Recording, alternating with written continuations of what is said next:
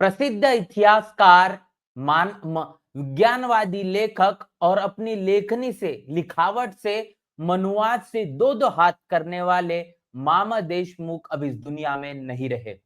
आप बिल्कुल सही सुन रहे हैं। जिन्होंने अपनी लेखनी से, मनुवाद से जिस तरीके से टक्कर ली और ये बताया इस देश और दुनिया को कि बहुजनवादी विचारधारा, इसका इतिहास कितना गौरवशाली है और इस देश में मनुवादी ताकतों ने किस तरीके से बहुजन विरासत पर कब्जा किया है, इस मनुवाद की पोल खोलने का काम जिस महान लेखक के जरिए किया गया है, जिनका नाम मामा देशमुख है, प्राध्यापक मामा देशमुख, अब वो इस दुनिया में नहीं रहे। उम्र के 89 साल में उन्होंने इस दुनिया से रुखसत ले ली है और बता दें कि सुबह तकरीबन 3:15 पर उन्होंने अपनी अंतिम सांस ली है। इस पूरे मामले को लेकर, इस पूरे निधन को लेकर लगातार लोगों का प्रतिक्रियाओं का सिलसिला जारी है। बहुजनवादी विचारधारा और उसके आंदोलन का ये सबसे बड़ी क्षति बहुजन इतिहासकार मामा देशमुख, इनके निधन से मानी जा रही है। मामा देशमुख के जरिए जो लेखनी, जिस तरीके से उनका शोध का पूरा जो केंद्र बिंदु था, वो खास तौर पर बहुजन इतिहास था, जो इस देश के अंदर मनुवादी ताकतों ने अनेकों तरीके से उसको बरगलाने की, विकृत करने की समय-समय पर जो कोशिश की है, उस सच्चे इतिहास को इतिहासकार होने के नाते देश देश और दुनिया के सामने लाने का काम अगर किसी ने सही मायने में किया है, वो मामा देशमुख है। मामा देशमुख, इनके बारे में अगर आपको बता दें कि इनका जीवन जिस तरीके साहित्यिक तौर पर बड़ा अहमियत के आधार पर देखा जाता है, लेकिन राजनीतिक तौर पर भी देखा जाए तो बहुजन समाज पार्टी के संस्थापक मान्यर कांशीराम साहब के साथ में भी इन्होंने काफी कुछ लंबा समय बिताया। इतना ही नहीं तो इन्होंने बहुजन समाज पार्टी से चुनाव भी लड़ा और बता दें कि इनके माध्यम से खास तौर पर जो किताबें लिखी गई, जिसमें सबसे ज्यादा जो प्रचलन में देखी गई, सबसे ज्यादा लोगों को काफी पसंद आई और मनुवादी जातिवादी सोच रखने लोगों के पेट में मरोड़ भी पैदा हुई और इस हद तक के मरोड़ पैदा हो गई कि उनके जीते जी भी उनकी शव यात्रा निकाली गई और इतना ही नहीं तो उनकी इस किताब को जलाने का भी काम किया गया। आखिर वो किताब कौन सी, वो किताब को भी आपके साथ साझा करेंगे और इस किताब के लिखने के बाद क्या कुछ हुआ, उसके बाद लोगों की जो प्रतिक्रिया, जो मामा देशमुख इनके समर्थक थे, इनके लिखावट को जिनके माध्यम से काफी ज्यादा प्रशंसा मिल रही थी, मान सम्मान मिल रहा था, उनकी क्या कुछ प्रतिक्रिया थी, वो भी आपके साथ रूबरू करेंगे। तस्वीर आप देख रहे हैं साफ तौर पर, जी किताब का नाम आप देखेंगे, किताब का नाम है मध्ययुगीन भारताचा इतिहास। खास तौर पर मराठी में उनकी किताबें होती थी, तो मध्ययुगीन भारत का इतिहास, इस किताब को लेकर मनुवादी जातिवादी लोगों ने इनकी शव यात्रा भी निकाली थी और इस शव यात्रा में इस किताब को जलाने का भी काम हुआ। ये मामला कोर्ट तक के भी पहुंचा और कोर्ट तक के पहुंचने के बाद इस किताब को लेकर काफी कुछ जब चर्चाएं बढ़ी और उसके बाद जब न्यायालय ने अपना फैसला सुनाया तो मामा देशमुख इनकी जीत हुई और जीत के बाद मामा देशमुख के समर्थकों ने,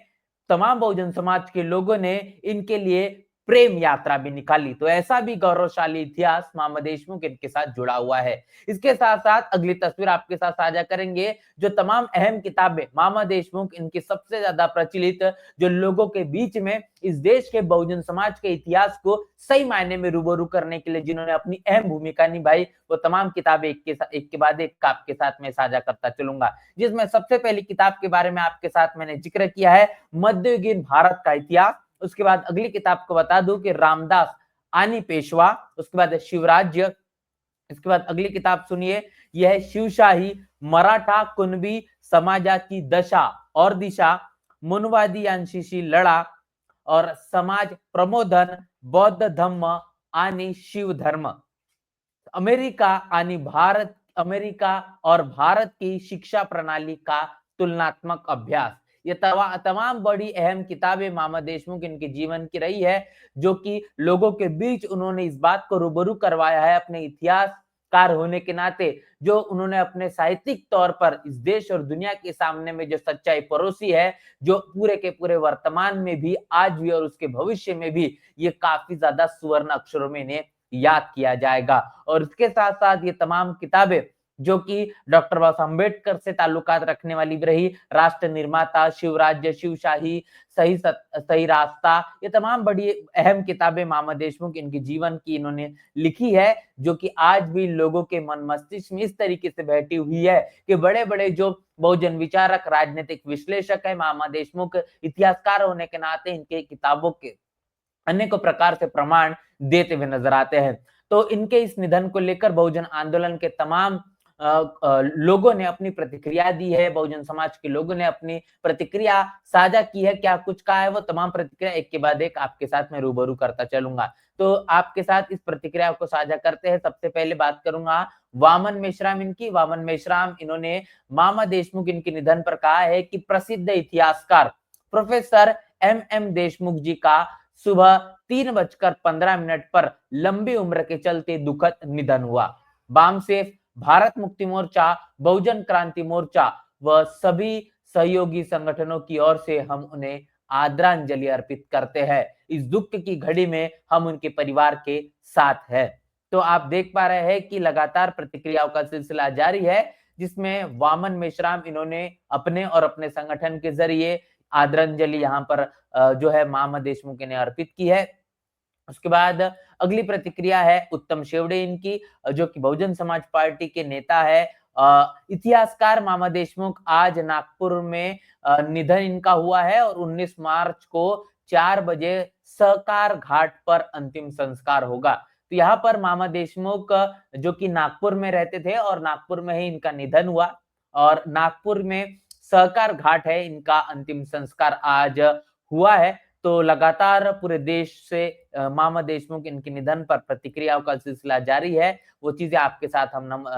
यहाँ पर साझा कर रहे हैं। बहुजन इतिहास को लेकर जो बात जिस तरीके से मामा देशमुख ने लिखी है, वो स्वर्ण अक्षर में लिखी जाएगी। उनके इस इतिहास को उजागर करने का काम जिस तरीके से उन्होंने किया है, आने वाली पीढ़ियां उन्हें बार-बार याद करेगी। इसी के साथ-साथ आपको बता दें कि अगली प्रतिक्रिया है जिसमें